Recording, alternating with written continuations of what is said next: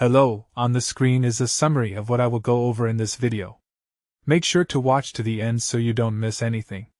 So you just got your new Turtle Beach Stealth Pro headset, and you want to connect it to your PlayStation 5. Well, I'm going to walk you through this process step by step, and it's actually pretty straightforward once you know what to do. Step 1. First thing you need to do is power on your Turtle Beach Stealth Pro headset. You'll see the power button on the left ear cup. Press and hold it for about 3 seconds until you see the LED lights turn on.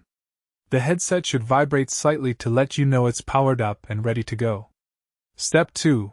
Now you need to put your headset into pairing mode. With the power button already activated, locate the pairing button, which is typically on the back of the left ear cup. Hold this button for about 5 seconds until you see the LED lights start flashing in a rapid blue pattern. This flashing blue light means your headset is now in pairing mode and searching for devices.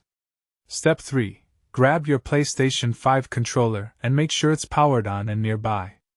On your PS5 console, go to your settings menu. Navigate to the audio section and then select audio input and output.